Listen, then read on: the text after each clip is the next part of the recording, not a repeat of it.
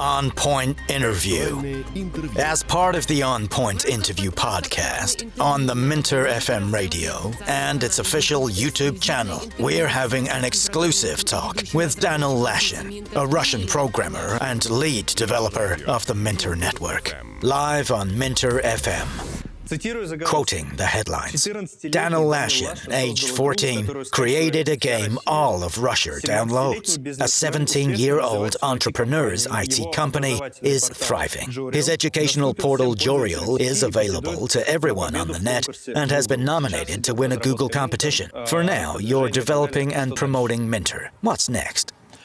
Honestly, I've also been thinking about that question. I think that Minter can turn out to be the work of a lifetime. That's certainly a possibility. The project is large-scale and very interesting. It has all the cutting-edge technologies, and working on it is exciting in a, I'd say, somewhat political sense. That's motivating indeed. Sometimes you get tired, but as a rule, always find the strength to go on. I'm not sure what comes next after Minter, but it's likely that we are endgame. Daniil Lashin, a Russian programmer that created several games and websites. Born February 28, 1997 in Kazan, Daniil showed interest in programming in 3rd grade. 2 years later, he rolled out his first project, a community website with its own forum. In 2012, Daniil designed a mobile browser game, Aircraft Fleet for OK.ru. It became very popular and had over 10,000 daily players. Today, Daniil Lashin is a lead developer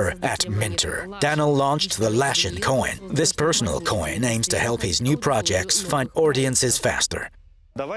For those who don't know you, could you introduce yourself in a short storytelling format? Who you are, what do you do, and how did you get here?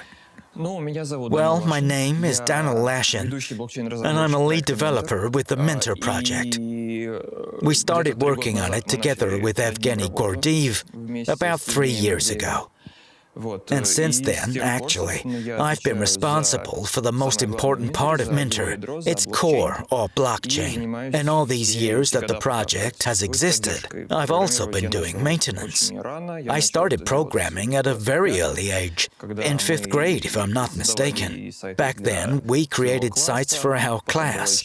There were a couple of other interesting projects that you can still find. If you search for Daniil Lashin, lots of interesting articles will show up. They all tell the stories of my success. At the time, there was extensive coverage by our regional media and even a few federal outlets. The thing is, I was young, and this fact got me hyped pretty good, so that's why there's such an interesting media footprint. What do you mean, regional?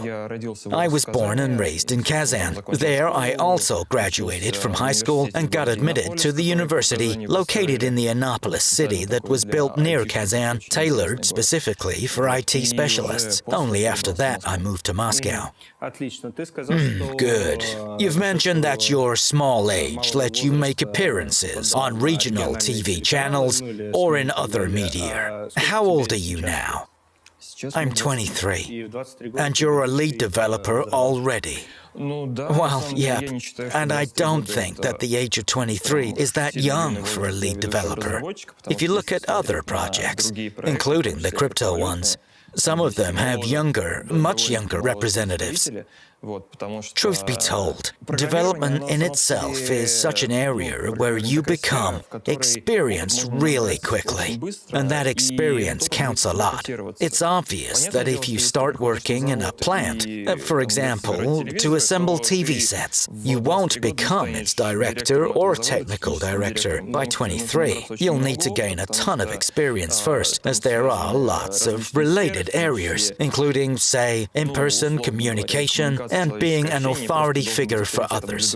In development, on the other hand, your authority is measured in specific knowledge you have and works you can showcase. You can't always demonstrate your experience and expertise. 23 to 27 is exactly the time frame when people do programming at their best. After that, as a rule, the number of highly skilled professionals decreases. Many quit IT because they burn out. Those who are passionate, of course, stay. Lots of engineers love it there in their comfort zone so much that they don't want to move up the career ladder. They stay average programmers as, well, they like it. And there's nothing bad about that. They just sit there coding, enjoying their job, and making some good money, and live their best life. Not bad. What's the pension age in Russia? 65, right? When do the programmers retire? I believe the developers mostly retire at somewhere between 35 and 40. It gets difficult. I less and less see programmers of that age. Sure, there are certain individuals who don't stop coding even in their 70s, but they are the exception rather than the rule. It's mostly young people because, in order to code, you need to have this neuronal plasticity, and there's much more of it when you're young. You can easily switch to something new and stay always updated, following the trends. It's the same as learning languages. It's always much easier for the young to memorize new things, while the old are less successful in that regard. This also has to do with constant progress. If you, for example, leave the market for a year or two, you lose big time. Accordingly, those who are 40 plus and still coding usually specialize in narrow fields. They can be involved with the hardware or work on a very specific, very long-term project, or do the research work at colleges and universities, or hold one of the top management positions in the firm. But they have to be highly trained and burnout-proof. If you're in for a long ride, you need to be passionate. Few are. Which category do you relate to? Will you still be in it by 35? Or you'll quit and settle down in your own desert island for good? I don't know yet. It's very difficult to guess. 5 years ago, I couldn't even imagine that I would be part of such a project as Minter, so large-scale and so exciting. But of course, it takes a lot of force, both physical and moral. So I've got no idea as to what happens next. Sometimes I just want to drop it all and take on some small side project of my own, which would bring me joy just because I'm writing code for it, to later publish it somewhere, even open-sourced for free. But it's one of the peculiarities of the profession. There are times when you want to distract and shift your focus to something small and interesting, getting away from such a gigantic, I'd say very politicized project. Politicized? Yeah, when there's more politics than real code and joy.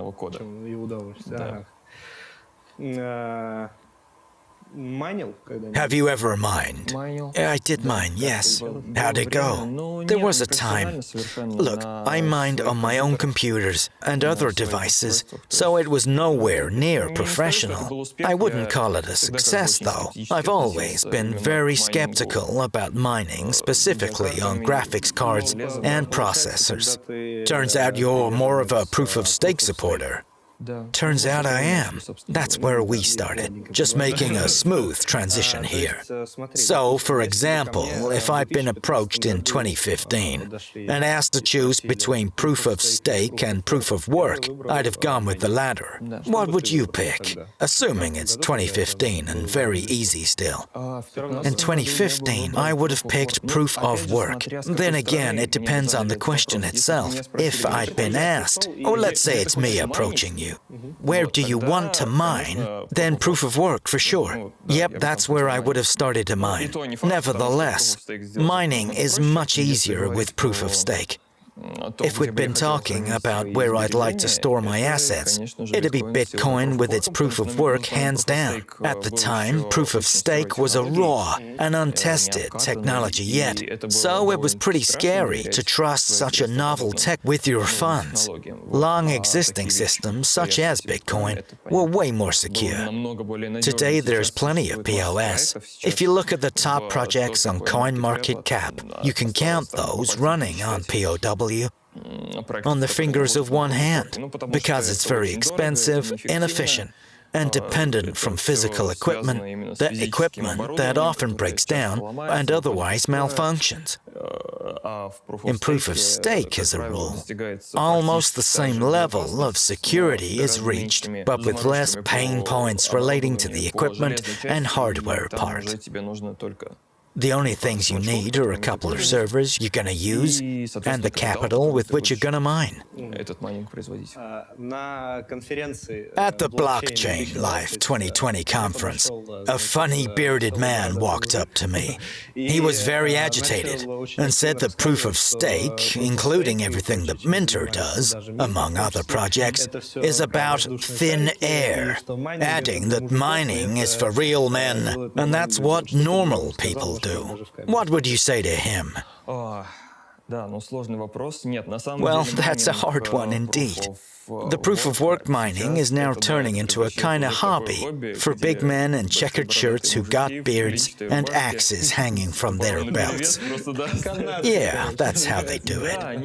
Actually, under certain market conditions, they still turn a significant profit.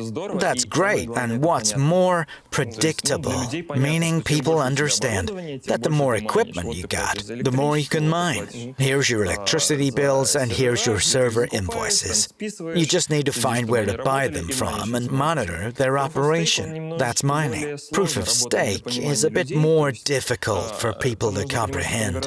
Shout out to John Nash. You need to realize that there is much more of math, cryptography, and game theory embedded in the proof of stake model.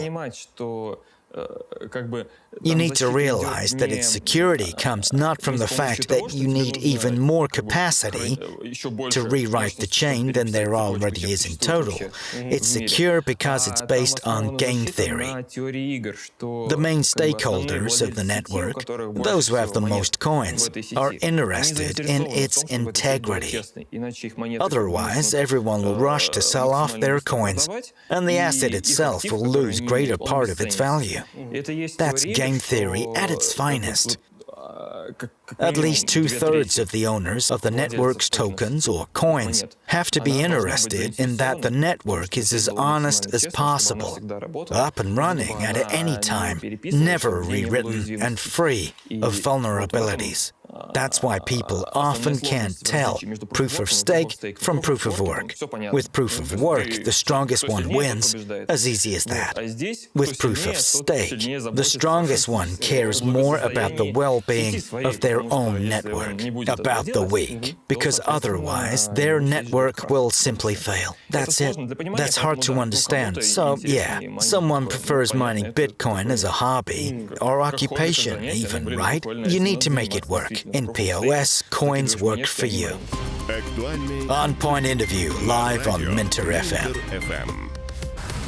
On October 21st and 22nd, Moscow hosted Blockchain Live 2020, the 5th International Forum on Blockchain, Cryptocurrency, and Mining. It's the only crypto event of the year that was held offline. Each year, it amasses over 4,000 participants, proving its status as one of the crypto world's most important and visited events. Among the forum's attendees are businessmen, politicians, and members of the various communities. As always, the issues raised are centered around the topics of industry's evolvement, trading, and legal regulation in Russia, the CIS, and Europe. Despite this year's pandemic, the forum welcomed more than 3,000 people. Over 70 stands were set up, including that of Minter. The Minter blockchain was created by the largest speaking crypto community called Dissenter. Thousands of users visit the website and Telegram chat and channel every day. The main network was launched on May 15, 2019. More than 20 people worked hard to make it happen. Talent, vigilance, and reliability resulted in a global product that allows any user to bring blockchain into their daily life.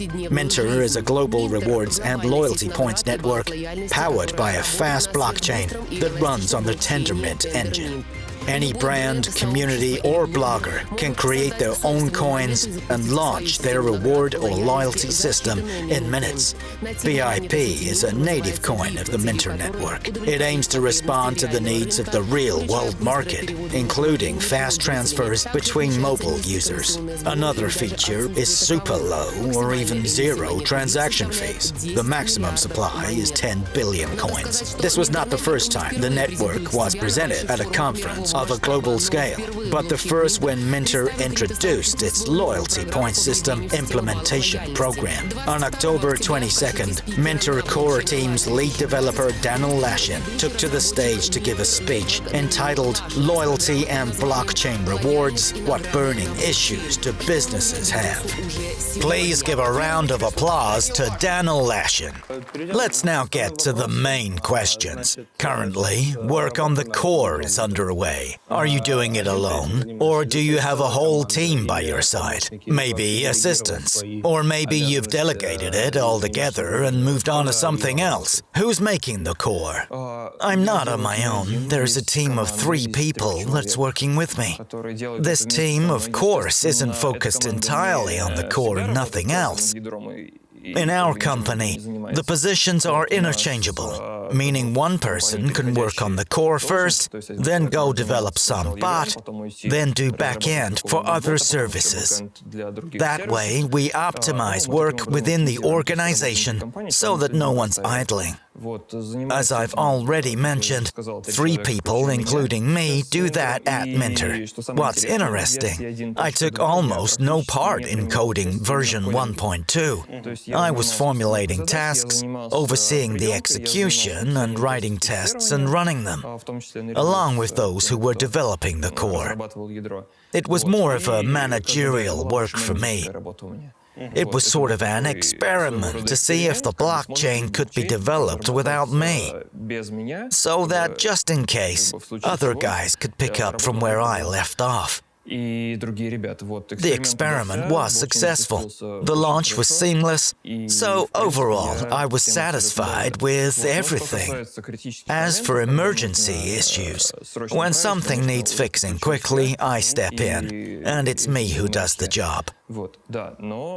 But the team is expanding. If for a couple years I was the only one involved with the blockchain core itself, plus many more people were involved with the rest, services, wallets, anything you can find in Minter, then now we're increasing capacities and I'm trying to introduce more and more people to the core so that as many engineers as possible could continue the work. Great. Please briefly tell us why you chose Tendermint for engine. We know that you had Ethereum and Graphene 2.0 as candidates. It's obvious that the decision had to be made fast. How did the tests go, and for how long?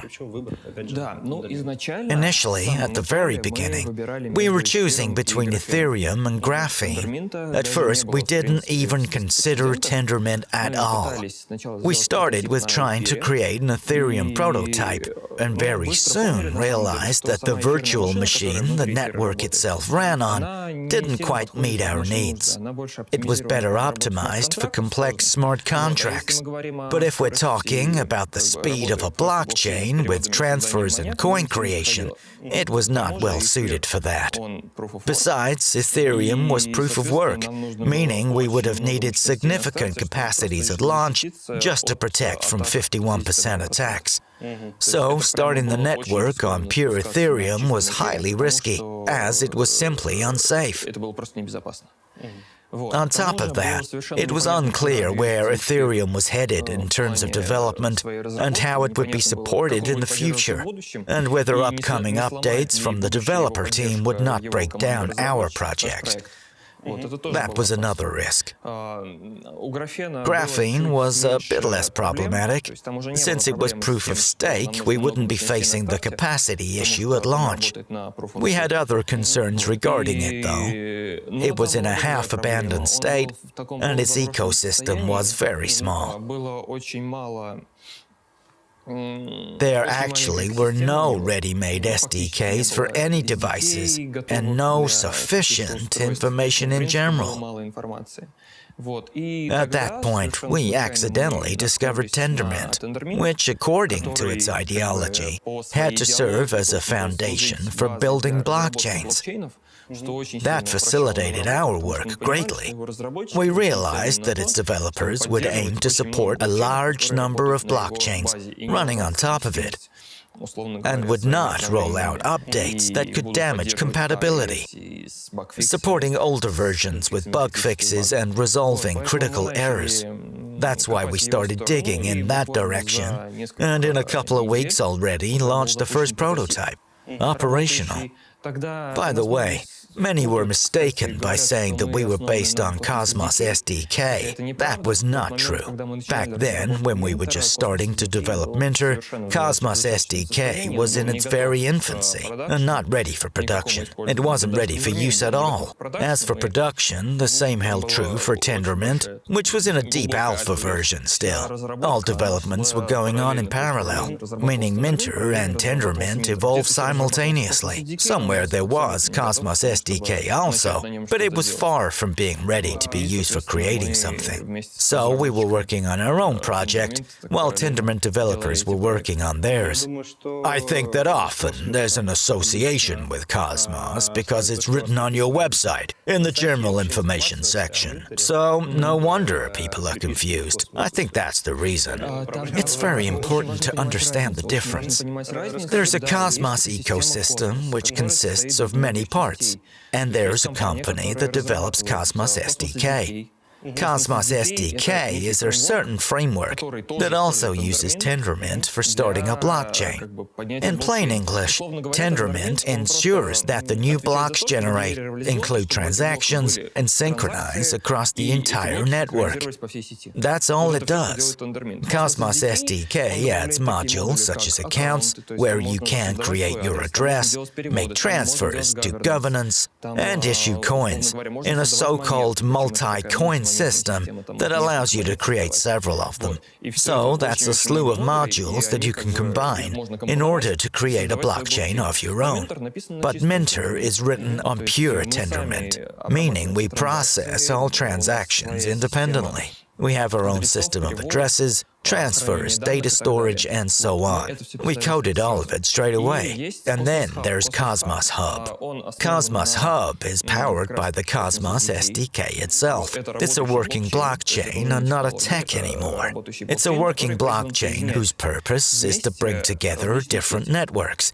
But due to a similar consensus, networks that are written on Tendermint are the easiest to connect.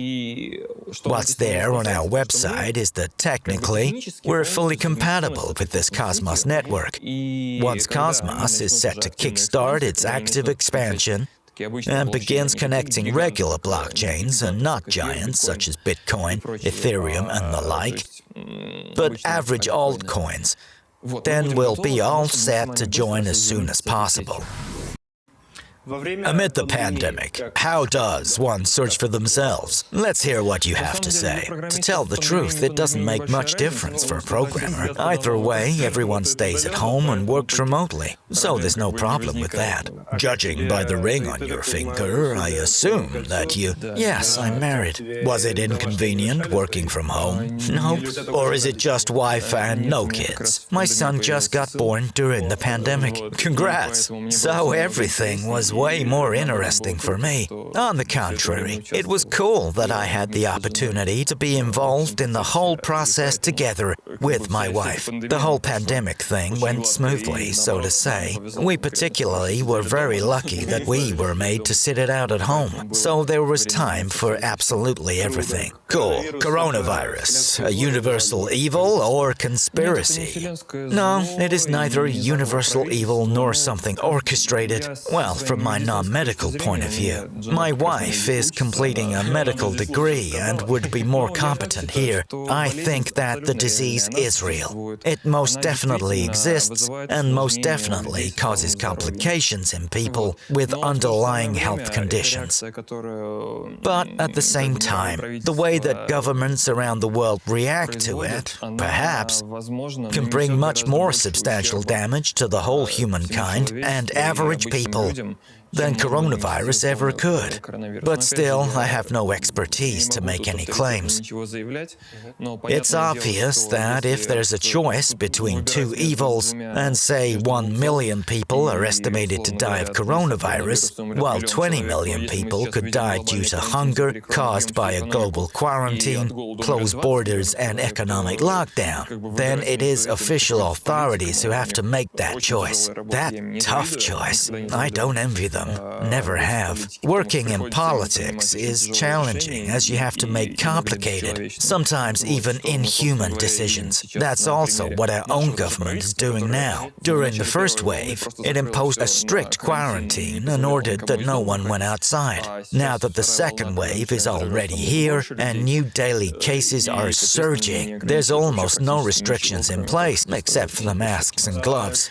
You've said you have no authoritative opinion from a medical standpoint, but you do have an authoritative opinion as a Minter developer. Has coronavirus made a positive impact on Minter in terms of new users? What do you think? The impact's been negative. It's been negative because the majority of coin owners view the purchase of Minter's native coin as a stable source of monthly delegator rewards. Once the coronavirus hit and everyone got into full lockdown, many losing their jobs, we saw heavy user churn. Users simply provoked the panic by starting to massively sell off their coins. That way, they caused the Minter economy, which was still developing, to nosedive. If we look at the Western markets, especially the US one, everything's worked out much more interesting for them. The thing is, American exchanges were long wondering why there had been a sharp uptick in new $1,200 deposit onto their trading venues. Stimulus payouts started. Yes, payouts started, and people used them to buy Bitcoin, which they thought of as an investment. In Russia, people were afraid that they would lose their job, and therefore main source of income, so they started quickly cashing out in stable currencies instead, bringing the downturn along the way. That's not good or bad, merely the current situation in the market. Stable rubles, you mean? Yes, stable rubles. On Point interview, live on MinterFM. You once found a certain vulnerability in Tendermint. Tell us what it was and how it happened. Did the creators of the engine itself pay attention? As I've mentioned already, Minter and Tendermint were developed in parallel. In fact, at that point, we were dependent from the launch of a more or less stable release of Tendermint. We were coming across numerous problems in Tendermint, and what's more, we tried to somehow fix them and pass them to Tendermint devs. We were in close contact with them on GitHub and in messengers. I'd say we didn't locate any vulnerabilities as such. All those problems could hardly be classified as vulnerabilities. They just made the use of Tendermint impossible. There were issues with DDoS attacks, because we were trying to make as many transactions as possible on our test networks. Tendermint couldn't handle them and was crashing. As far as I remember, the problem, or the issue, that we raised on GitHub, more precisely the topic with it, counts the biggest number of replies in Tendermint's development history. That's quite interesting. Some pull requests that we made with all the changes and corrections were accepted.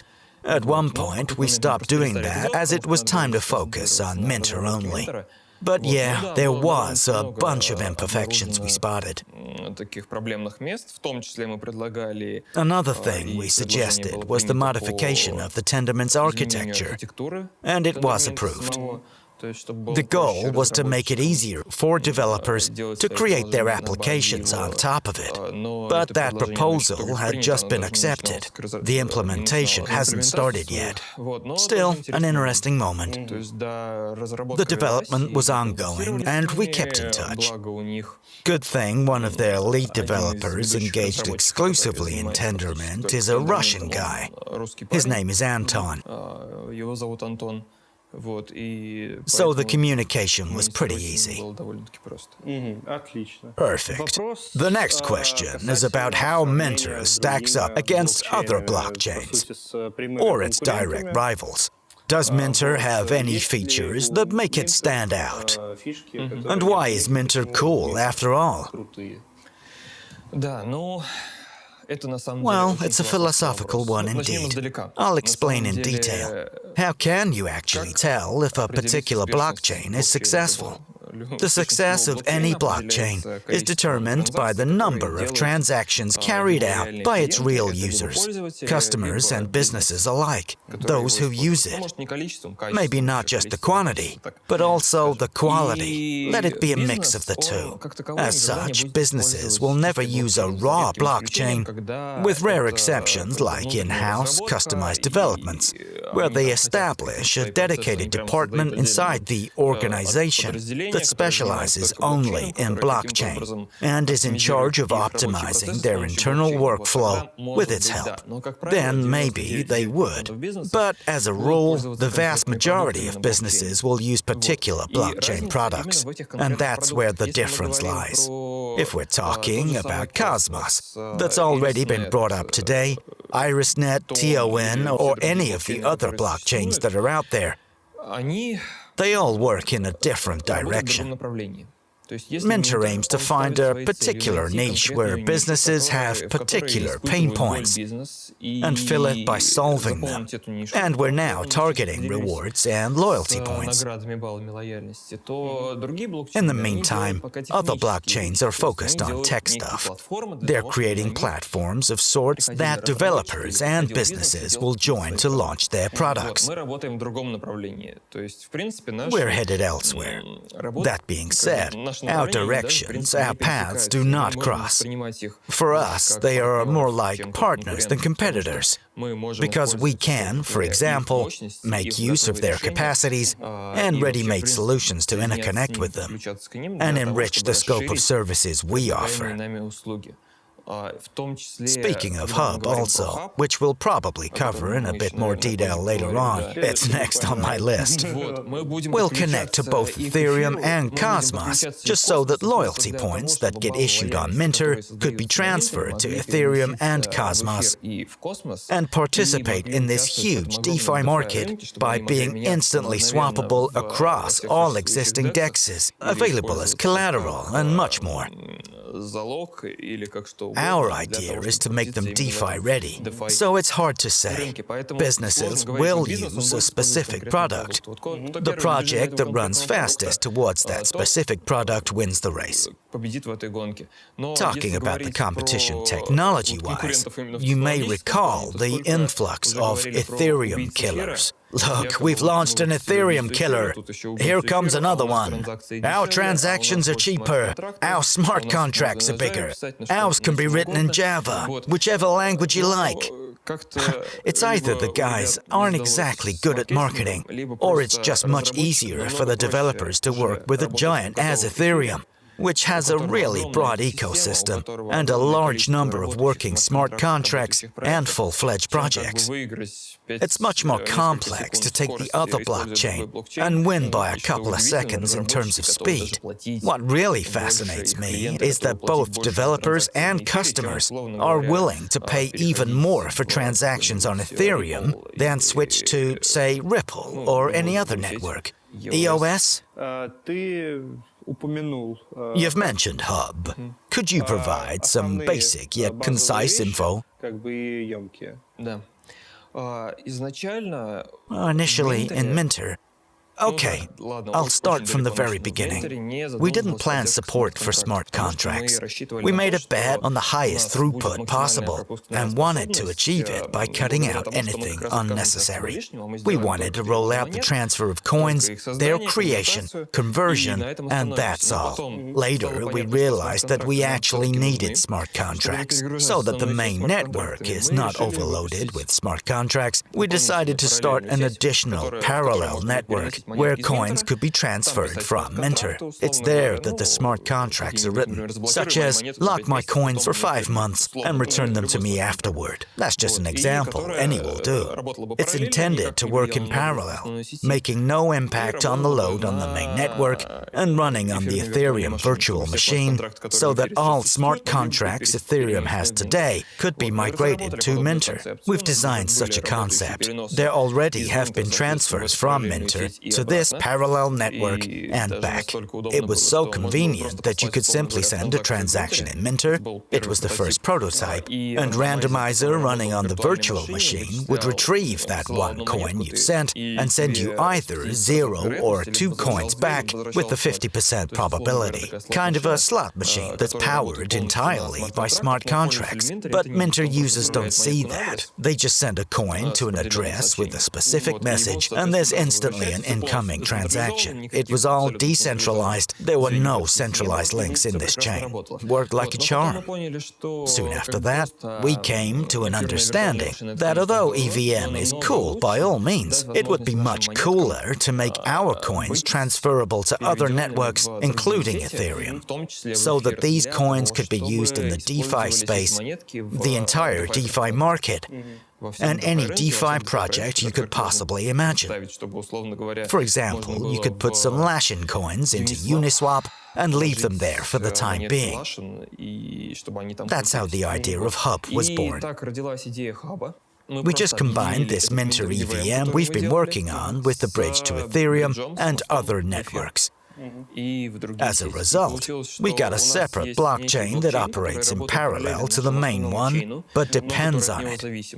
Validators of this chain have access to both the Minter address and an Ethereum address, accumulate the coins there, and manage them based on how users command them to.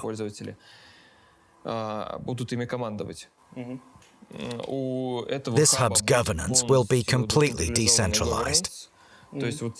These coins that have been distributed recently will be used for voting, and that's their only purpose for now. They will decide the fate of the network. First and foremost, they will form the starting genesis. By that, I mean the initial state of the network. All balances and other parameters will be set with the use of hub coins that have been issued on Ethereum. We picked Ethereum on purpose as we'll connect with it. That's really great because it provides an additional, how do I put it, an additional layer of confidence for users that will use Hub, in that the network is 100% secure and decentralized, and there's no tampering with the coins. So these Hub coins we've been talking about will be able to jump from one network to the other, becoming a connecting link between the two. A Minter coin can be converted into BIP, BIP exchange for Hub, Hub move to the Ethereum network and swap there. But for users, it's all super fast, taking less than a minute if I'm correct. At the end of the day, a Minter coin turns into USDT in just 1 minute. In a totally automatic and decentralized process, whose execution is really cool. Hub will also have a smart contract system that will allow users to write one for governance or anything else they'd like to have a smart contract for. All in all, it's a pretty interesting project. But its main task is to provide loyalty points and rewards issued on Minter with the absolute liquidity we've always advocated. Rewards and loyalty points are currently absolutely liquid within Minter, so they can be converted into BIP. BIP, in its turn, has to be exchanged with some centralized venue. In Minter Hub, liquidity will be absolute. You will be able to swap for literally any ERC20 token available on Uniswap and do it in a very fast and very efficient manner. That's the main reason we're developing Hub. Awesome, really is. So, since the launch of the Minter's main network, have you identified any vulnerabilities, and have any attacks been carried out on the network? The first night after the mainnet launch, our protection system was triggered. It was built specifically to prevent attacks.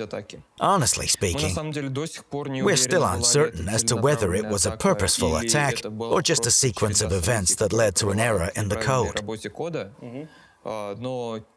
And yet, blockchain automatically halted. The system works like this. It stops the blockchain, and then it's up to the validators whether to update to a new version or continue operation after fixing the code. The code was corrected, meaning there was no issue. And there weren't many vulnerabilities in general. There were no vulnerabilities that would result in loss of user funds at all. There were vulnerabilities that, so to say, indirectly impacted the security of blockchain in terms of its ability to generate new blocks. Think of DDoS attacks, for example, or slowly working API methods. They could have been exploited to bring down the node, and in case all nodes are under attack at the same time, the blockchain can stop generating blocks. But it's not a problem in the sense that users would lose funds.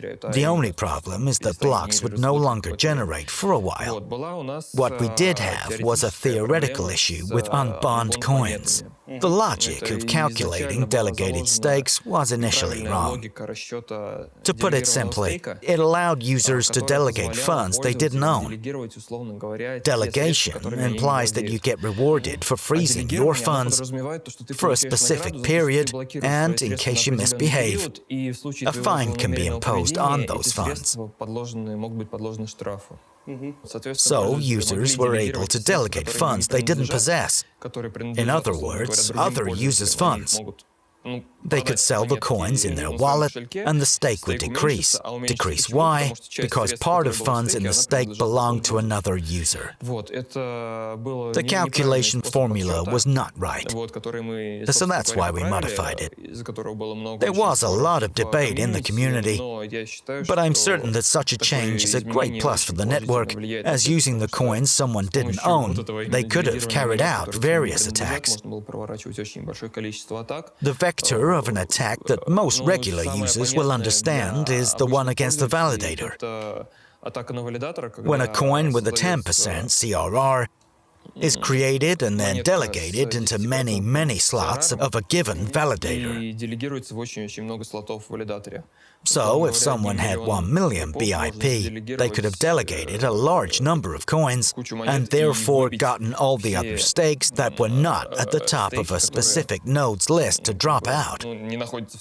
That way, small nodes were prone to big attacks by taking up all existing slots and leaving them with no delegators.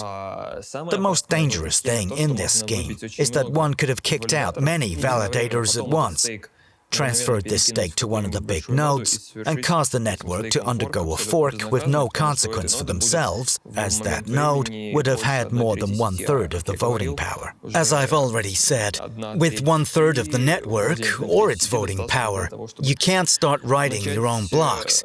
But what you can do is censor transactions, or veto blocks with particular transactions, or those where the new master nodes are declared, or those that include transfers from and to a given address.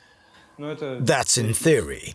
That's a theoretical issue that we resolved. But before we did, I had to constantly monitor the number of those 10% CRR coins and free float in our network. It was evident that under certain conditions, it was possible to take over the network and unleash some wrongdoing. Many, including the core team members, considered it a feature, not a bug. So it took longer than expected to persuade everyone it was a big problem indeed, and there would be no more getting rewards at other users' cost.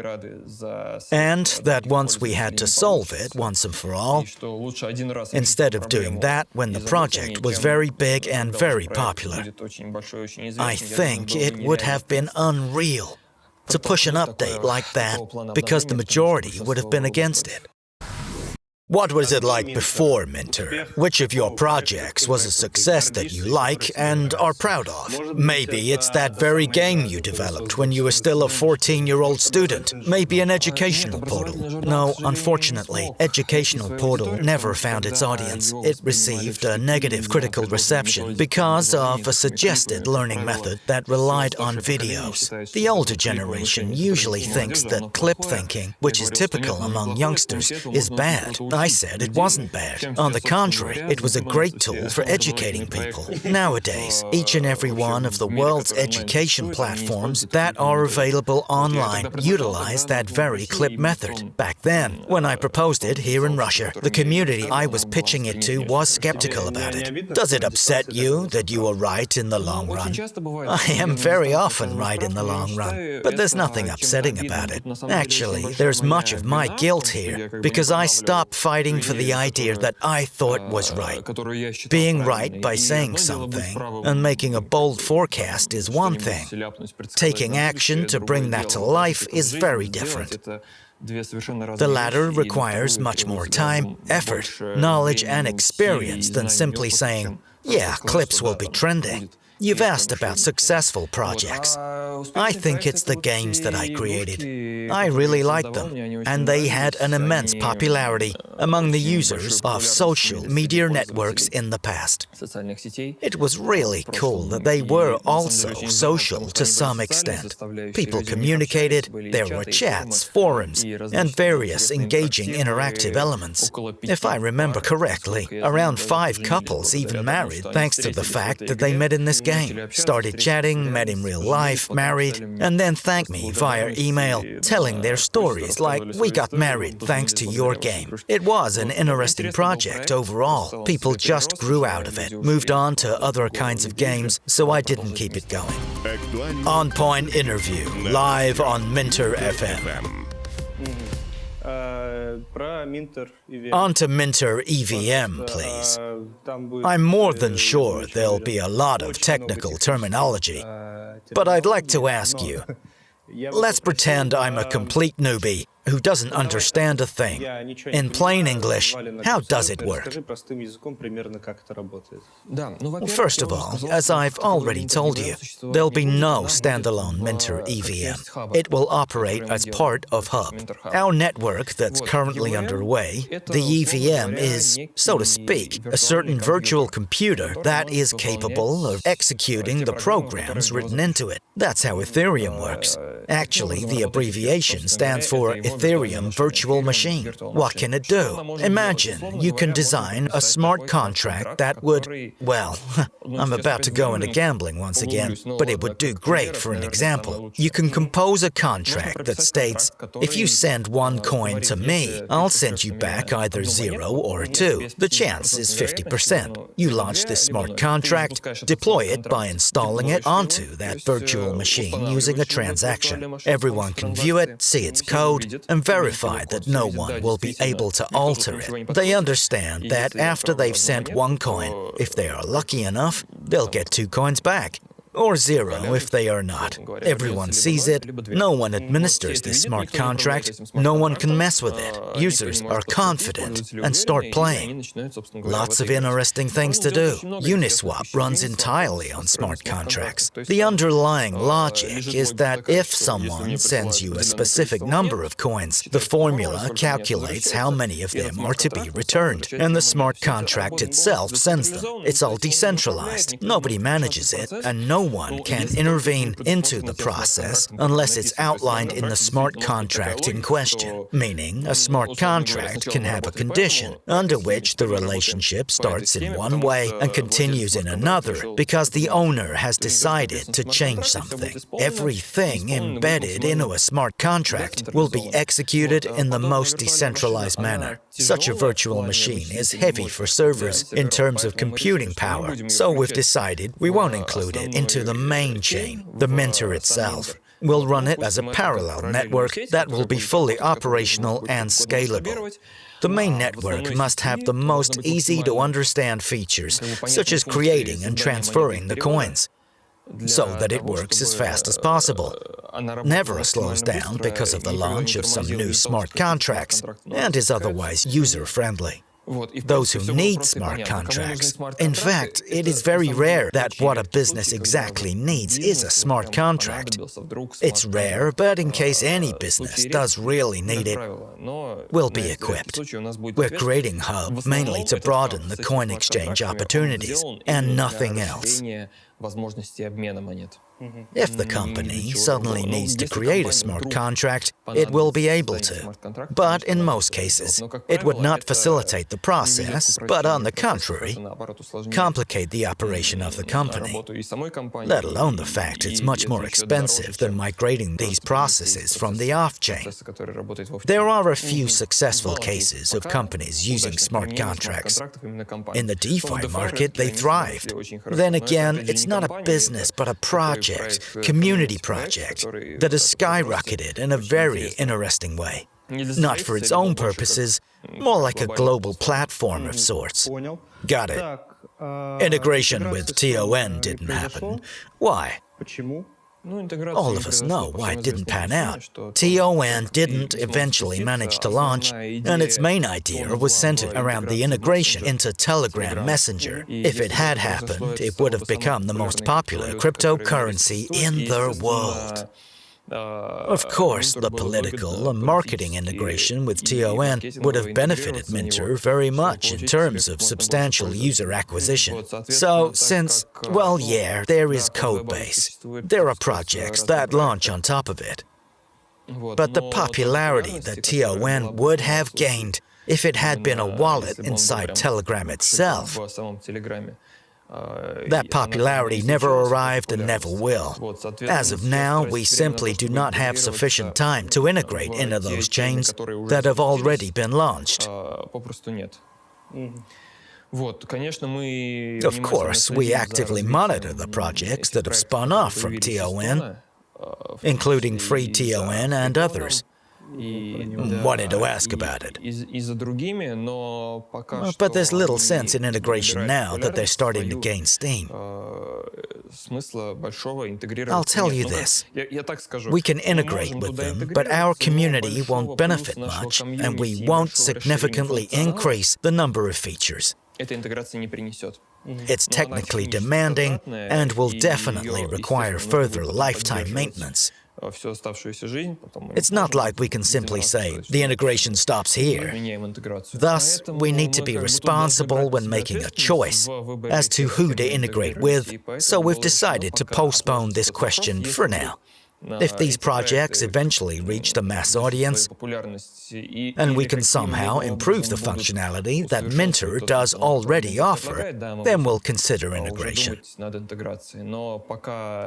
since the Durov brothers have put the project on hiatus and do not plan to embed it into Telegram, we have temporarily frozen any TON-related developments. What can Minter offer already now to the decentralized finance market, or DeFi?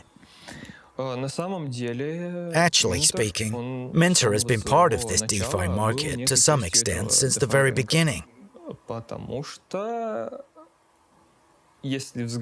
Because if we look at Minter in its entirety, it's one big DEX.